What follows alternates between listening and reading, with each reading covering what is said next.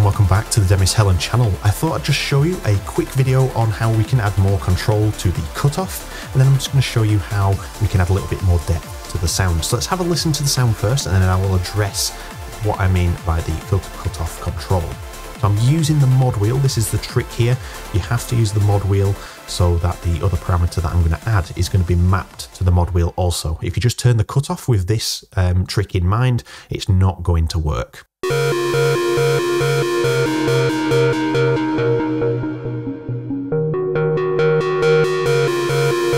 So that's the sound that we're working with. Now you can hear between 10 and 8, the filter cutoff isn't really doing anything. It's very minimal anyway. And then the major starting point is around 7 to 6 where you start really hearing a difference.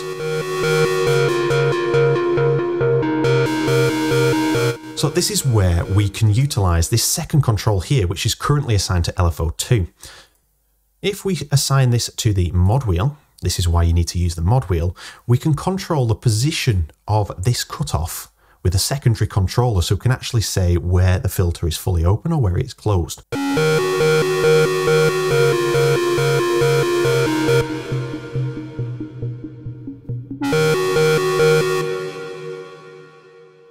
And remember to use the mod wheel here.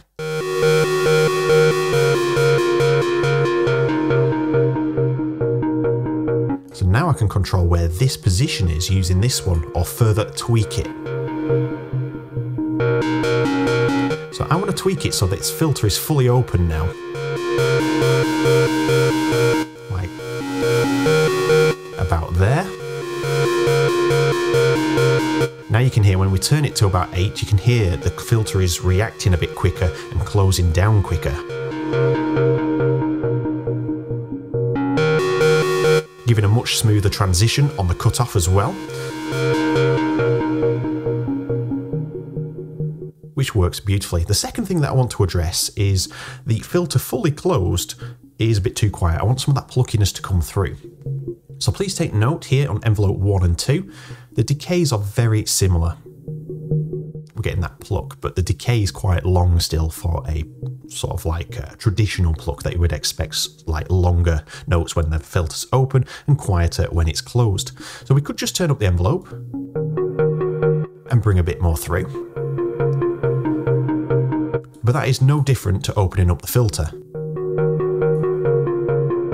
So I want to avoid that issue where it just sounds the same. I want to bring some depth into it, and we're going to use the keyboard tracking. So the lower notes are going to keep the filter closed, and the higher notes are going to open the filter a little bit more. So it's going to be more biased towards the higher notes.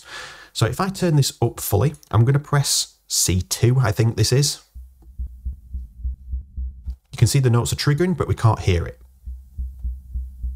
But if we press the, I think it's C8 on my keyboard, we can hear it. If we press middle C, C2, you can hear the filter is getting progressively quieter as the notes get lower. So this way we can actually increase the depth of the filter and the sound by allowing some of the higher notes to come through, which is great for melodies.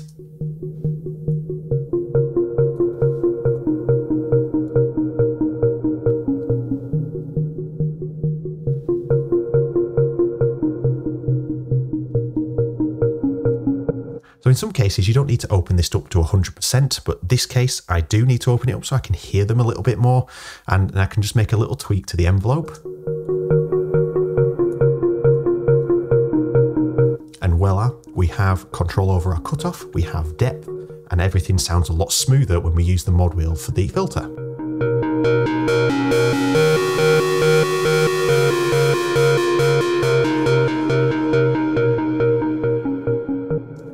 So there we have it. Now you know how to control your filters a little bit more in Diva and other synths as well that support this workflow. So thank you very much for watching, and I'll look forward to seeing you all in the next one.